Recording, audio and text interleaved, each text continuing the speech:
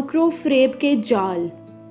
اس حکایت میں شیخ سعدی بیان کرتے ہیں کہ حضرت حاتم اصم اپنے مکان کے جس حصہ میں بیٹھا کرتے تھے وہاں کی چھت پر ایک مکڑی نے جالا بن رکھا تھا۔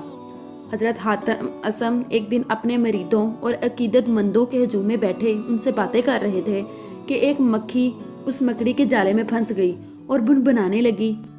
حضرت حاتم اصم نے جب اس مکھی کی بنبناہٹ سنی تو اس کی جانب دیکھ کر فرمایا کہ اے لالچ کرنے والی، اب یوں ہی پھنسی رہ، اے بے وقوف، ہر جگہ شہد اور میٹھا نہیں ہوتا۔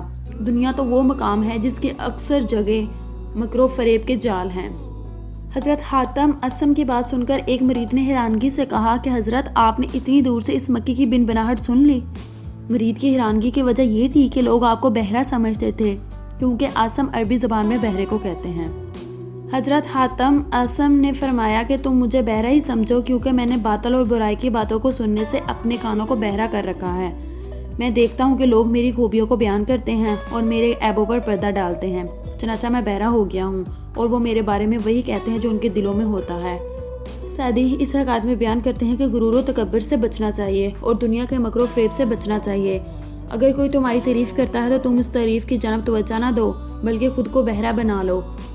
لوگ تم پر تنقید کرتے ہیں تو تم ان کی اس تنقید کو مثبت جانو اور خود میں موجود عیوب کو درست کرنے کی کوشش کرو۔ خود نمائی اور تکبر سے بچو کہ اللہ کو مغرور پسند نہیں۔